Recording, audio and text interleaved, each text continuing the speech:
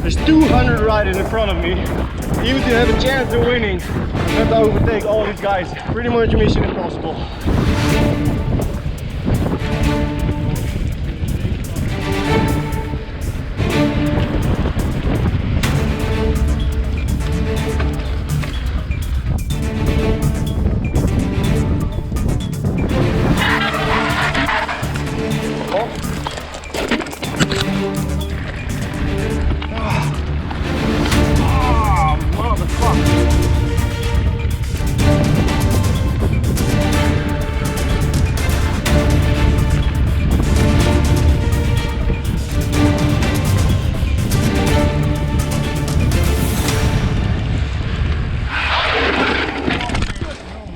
What the fuck, dude?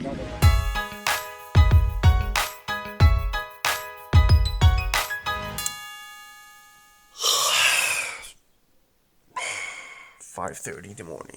It's been a year and a half since my last race. Today I'm racing 200 kilometers on the mountain bike. I'm here in Drenthe. Today's Bartje 200. My second ever mountain bike race. First one was in California 2 years ago in Big Bear. So I have no idea. But first we're gonna have a little bit of food and then head over to the race. Some liquid gold, some overnight oats. Hey, Daan. Morning. Good morning, man. Who's your friend? Hey, nog één. We're staying at two people. It's like couch surfing for cyclists. Pretty cool. We both had our own room. We're being fed some coffee in the morning. And we can take a shower after the race. What do you think of today? It's going to be a long day. It's been raining all night. Essential thing I think in mountain biking is tire choice. I changed 2 different tires last week. Tried them out for one ride. Changed back. I'll show you the bike. The owners Jan and Joke are cyclists themselves. The only people they have over are cyclists, usually on their travels. So they have this entire wall covered in cycling newspapers and stuff. It's kind of interesting. Jan is showing us the way. He's dropping us off at the start. It's like 3 kilometers to get there. So nice warm up for this 200k mountain bike race. I'm riding the Scalpel. We ride this bike for a few months now. But 200k, that's a new chapter. Let's dive into that bike. The Cannondale Scalpel is a full suspension cross-country racing machine. The tire choice, I was going for the Vittoria Mescal in the rear and the Barzos in the front. A pretty good setup for dry to wet conditions. The fueling strategy, I was going all liquids. I had 2 bottles in my bike, one taped on top of the frame and another one in my rear pocket. So I've got 4 bottles with Martin. That's already 320 grams of carbs, and then another 9 gels in that frame bag on top of my frame. And all of this together should last me for 8 hours. The route of this race, it was in the northeast of the country, mostly flat, but it was 200 kilometers of mountain biking. There were farm roads, forest trails, cobbles, dirt, grass fields, more single track, loose sand, muddy conditions, dry conditions, everything. It was super tough from beginning until the end. Couple minutes to the start of the race. I'm in wave 2, so the race has been split up in multiple waves because of the whole restrictions, whatever. So yeah, we're gonna be starting 10 minutes behind the first wave, 200 Ks. The first 25K will be trails, but no single track yet. After that, full gas.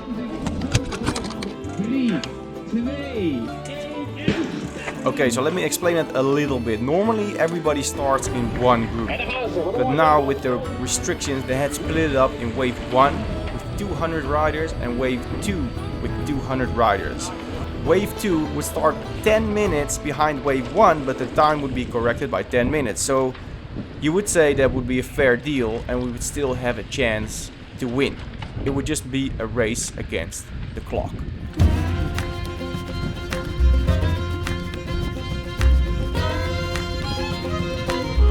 It was super important to get to the front very quick. I was all the way behind in wave 2, so I had like 400 riders in front of me, which were, let's face it, 99% of them were slower. So I had to overtake a lot of guys. And I see this guy in green. He was already going fast, so I started following him and we start overtaking a lot of riders. Boom, boom, boom. And then there's gaps already. There's already very big gaps. So this can only mean that there's more gaps up the road. You know, you need a lot of energy to get back on that first group. So here I see the guy in the blue kit in front of me with the blue shoes for the first time. We're gonna see a lot more of him in this race. Very interesting. I let him get on our train right away. He seemed to be looking for a ride to the front. So yeah, more allies is good at this stage of the race. We're in the beginning. We need to work together to get to the front, and we need to make up time because the first wave is blazing fast. They've got nobody in front of them.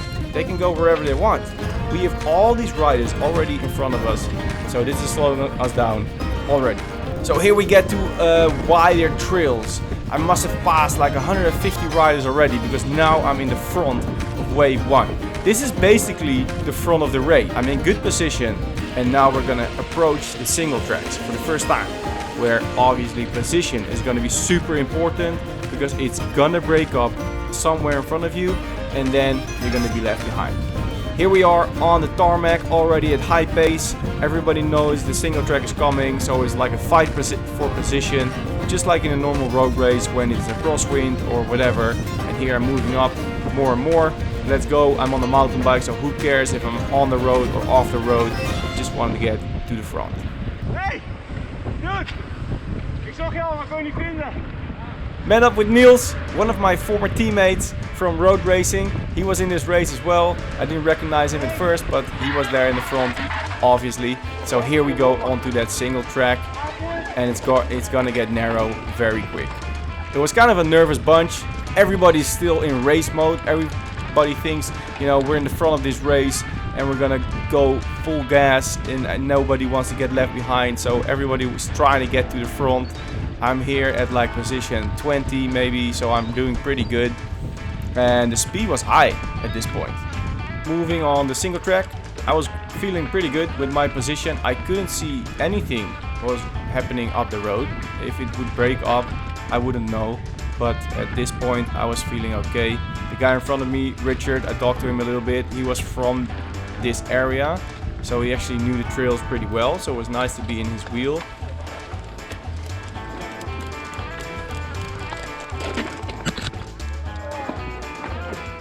Everybody was setting good pace until this moment, and we start to get held up by, I don't know, it was like a little hill, but we were basically standing still just to get up this hill. Right here there's a girl, she's completely in tears running up the hill. She must have been like bulldozered over by a couple dudes, like pretty rough. So I don't know what happened to her, but right here you can see how easily it breaks up. As soon as you get behind for a few seconds, there's gonna be a big gap. But yeah, Richard knew the trails. He closed that gap really quick, and it was basically for nothing because here we were standing still again.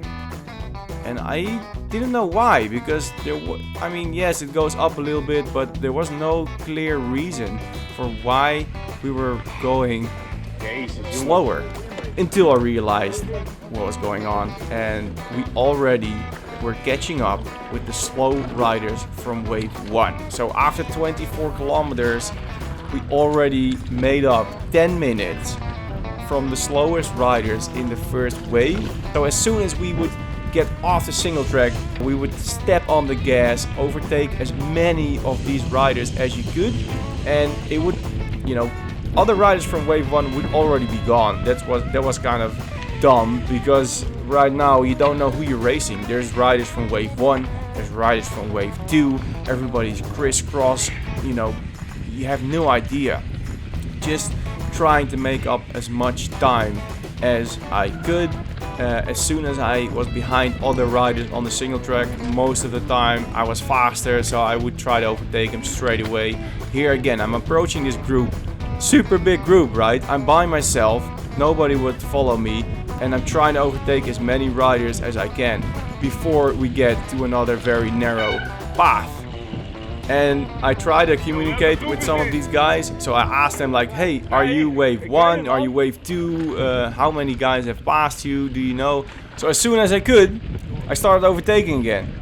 You know, these guys are riding a decent pace, but they're not fast enough for me on the single track. I would be way faster. And every time, after like 30 seconds or a minute, I would be behind somebody else. So I was overtaking people pretty much the whole time. I'm 39 kilometers in the race by myself. A few riders of the second wave skipped past and I got behind for a very long time. Here we are approaching the first feeding zone after 46 kilometers. A lot of people would stop here. I would have enough carbs and fuel for the first 4 hours at least. Then after that I might have to fill up a water bottle. I found another couple guys who were pretty fast and we started chasing with the group. So with a couple of riders together, we started chasing and overtaking more and more and more and more people. Almost 50k in. This is a nice group, but we have no idea if there's still others from wave 2 in front of us or not. It's kind of weird.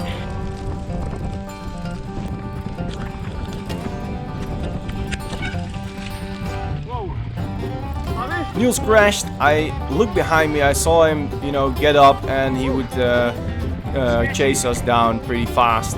So he was okay. This part was super difficult.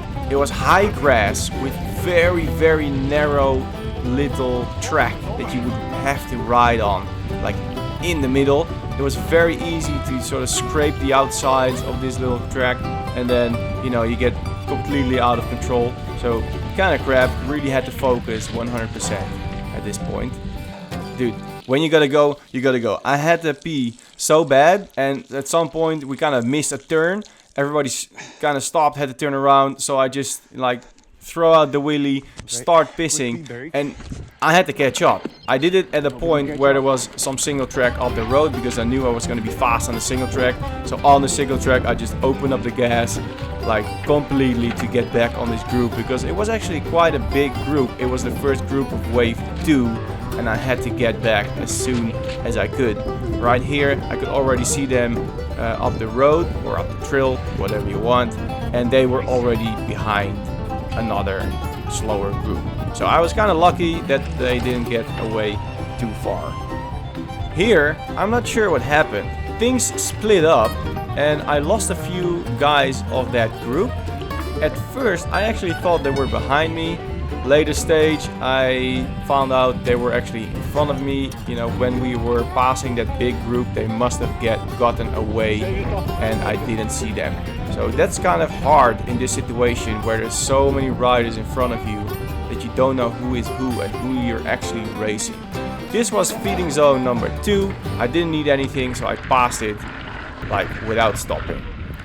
I got on another group with the guy in blue that you've seen before. 107k into the race. We had a little group that split up. Now we have another group with a couple of guys from wave 1. Pace is not super high, but it's good, so I can recover a little bit.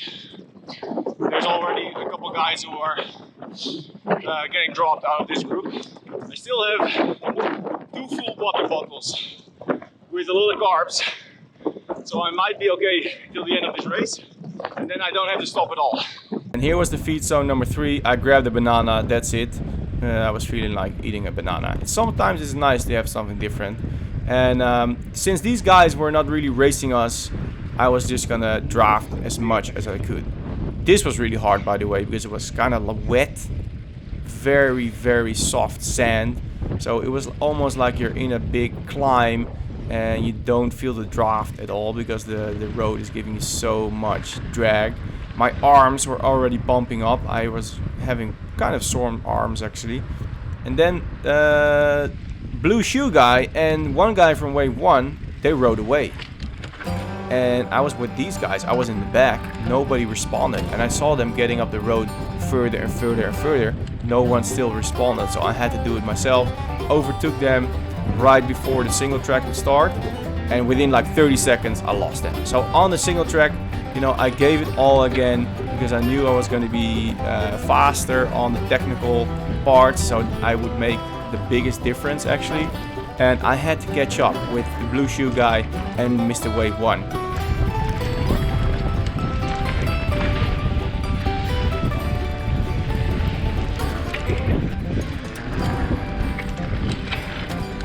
It took me a while, and it took me a big chunk of energy. I burned a big match right here to get back. But hey, here we go. I got back on his tail. We're 152 kilometers into this race. My legs really started to hurt and get really tired. Like on these little uphills, man, my legs were screaming. So after, you know, crossing over to these guys, I really had to get some recovery. So I was trying to draft as much as I could. There were a few of these connecting roads, and here was feeding zone number 3. Little communication between us. Some of these riders actually needed some stuff. Organized it very well. We all had our own line. I grabbed this 1 cup of broth and a few wine guns. Super nice to have something different. And then it was continue. Like we didn't actually stop at all. With the 3 of us, we were working together pretty well. Oh man, this grass field, this was probably the toughest of the entire race. And there was so much resistance from this surface. It was insane. We get to another part of the single tracks. Super nice. We've been riding for a bit together. You actually start to know each other a little bit. So blue shoe guy, his name was Max. The other guy I actually didn't know, but he was starting to have some stomach issues. So at some point he was like, guys, if you want to go, just go. But he was still hanging on really well. At this point I did take some pulls, but I was trying to sort of save energy as much as I could, because I already knew that my legs were in a pretty bad condition. I felt spasms coming up, which would normally mean that I would, you know, start to have cramps at some point. 175k. Feel like shit. And I was just hoping that the cramps would actually not kick in before the finish. So in my mind, I'm already thinking of multiple ways how this would end. I knew there was a part of single track coming up right before the finish. I also knew that I was very technical and I would not have a problem to stay behind them on the single track. But my legs are really starting to get worse and worse, and I'm starting to feel cramps. We're 185 kilometers into this race, so we have a little bit more than 10k to go, and I was trying to draft. I was just trying to save energy as much as I could, and then my legs are cramping up. It's the end of the show.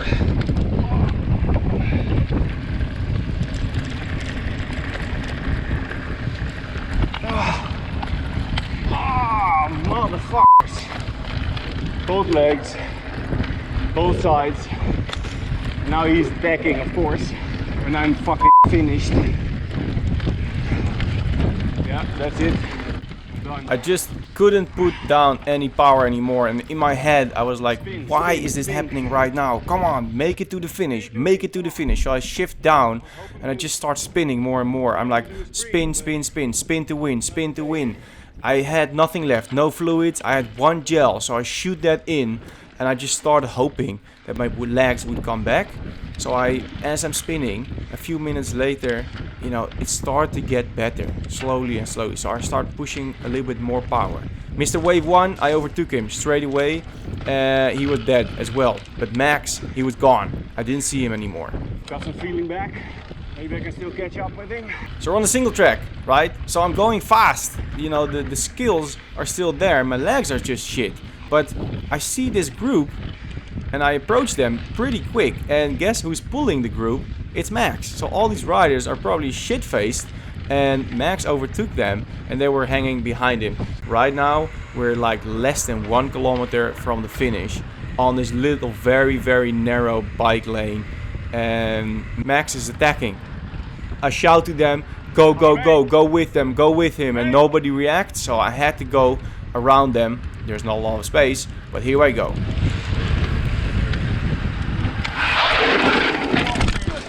And then I just get bulldozered from behind. The guy behind me didn't see the corner coming up. We crashed, all of us. So now I've got 500 meters to go. Max is up the road. I want to sprint for the finish and overtake him, but now I don't even see him. And at this point, I was so confused. I didn't know where to go. There are so many corners left and right on this campground. And right here, I'm actually off the track. I didn't know where to go. And I see this bush, and there Max slipped through from right to left. So I knew I was on his tail again. More corners. There were so many corners in this last 500 meters. It was crazy. Right here I see Max again. He starts to look behind. He sees I'm back on his tail, and he starts hammering it down with all he has. And so did I. There was not a lot left. And here we come towards the finish. And yeah, the gap was a little bit too big to still sprint him to the finish. But man, it was an interesting race. He was super strong all race, so he definitely deserved to finish in front of me. And here we go over the finishing truck. Dat zijn Max Hogeboom en Jasper Verkuijl. Dit, fucking sterk. Je gelooft het niet, maar ik word gewoon vol onderuit gehaald door die dude. Ik zag te laat dat het daar al links was. Ja, kan gebeuren. Ik hoop niet dat je schade hebt. Een medaille. Iets voor de fiets of zo. Iets voor de fiets of zo. Kettingvet. Dankjewel. Hey, whatever happened, got another medal. 200 kilometers chasing wave 1. Unsuccessful. But hey Dan! Yes, who's back? You survived, that's good. 198k, 7 hours 25. Well, I don't have any power data, but average heartbeat 150. We really got held up by pretty much everyone from wave 1. I think my fueling strategy was good. I had a shitload of these things. 11e? Maat. Ja, 12. Nice man. Lekker. They've got service, food service after the finish. Great stuff. Maxi jongen, oude klepper. Ja, hebben jullie vrienden gemaakt? Ja jongen, Maxi kan hard fietsen.